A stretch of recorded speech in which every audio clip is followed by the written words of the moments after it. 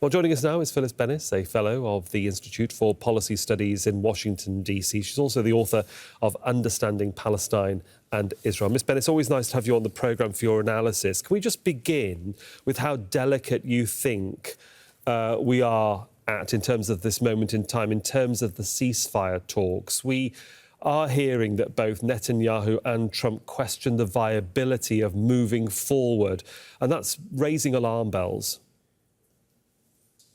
It should raise very serious alarm bells. The ceasefire has been fragile from the beginning, and now there's a real crisis. The words of President Trump in the last 48 hours about taking Gaza, about expulsion of Palestinians, about ethnic cleansing, about permanent occupation, this is, among other things, giving a green light to Netanyahu and his farthest right-wing allies to say that there is no limit to what can happen to Gaza. From what we understand, there was nothing discussed in the meeting between Trump and Netanyahu about the ceasefire. There was certainly no pressure brought by President Trump to urge his erstwhile ally, who is supposedly a junior partner, that remains unclear, but a partner for certain, to say, you must continue with this ceasefire. The ceasefire, of course, is supposed to be in 3 stages, but only the first stage was actually agreed to. Right now, I think it's actually a question whether even the first stage, which is supposed to last for 6 weeks and will include the release of 33 hostages, and Israel is supposed to release close to 2,000 Palestinian prisoners who are illegally held inside Israel.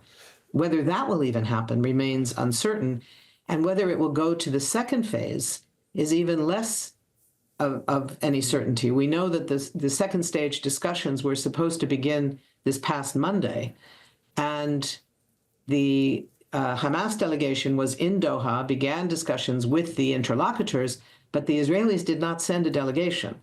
The prime minister says that they will send a delegation this weekend, a week late.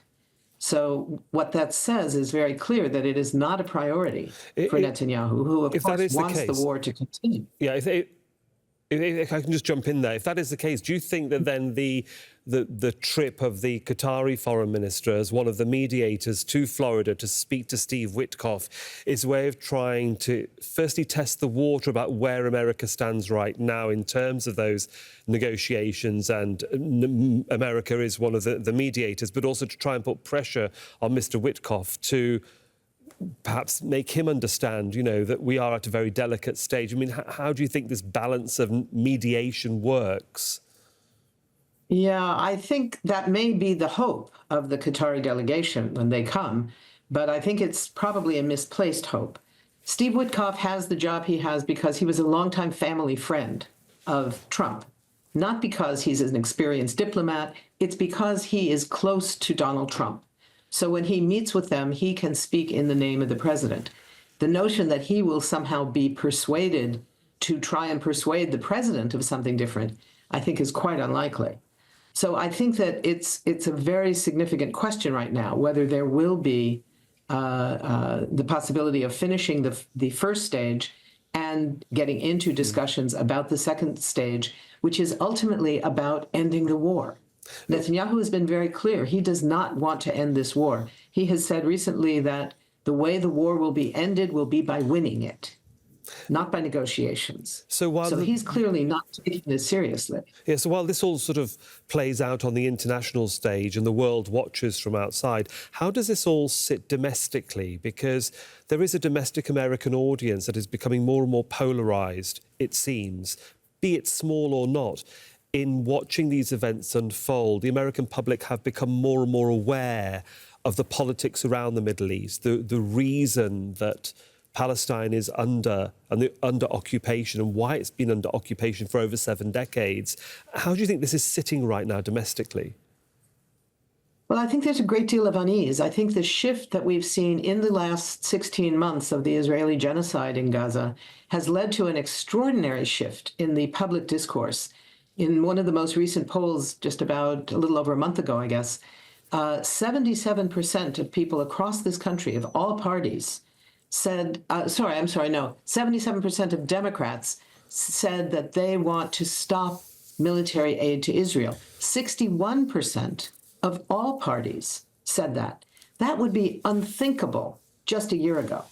This is a massive shift that is underway. It's huge in the Jewish community. You have organizations like Jewish Voice for Peace and so many others that recognize the dangers of ethnic cleansing as a moral issue, as a Jewish issue, as an American issue, and as a legal issue, pushing for recognition of the illegality of these actions.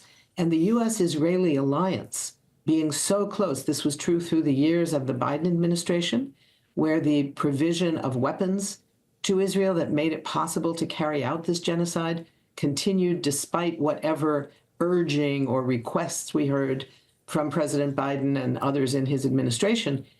The actions did not reflect that. The actions were, what do you want? Here it is, with one small, very small exception. We're now hearing the same thing from the Trump administration. They're about to ask Congress for approval of another $1 billion worth of military equipment, of military weapons, including 4,700 1,000-pound bombs, as well as armored bulldozers to destroy Palestinian houses. What we're not hearing from Trump is any even false considerations of urging concern about the impact on civilians. We're not hearing that at all. No, I mean, and the fact that we did not hear anything about the ceasefire during this visit is a very worrisome sign. A very worrisome sign, and one that we'll have to keep very focused on over the next few hours, certainly over the weekend. For the moment, Phyllis Bennis, thanks so much for joining us from Washington, D.C. Thank you.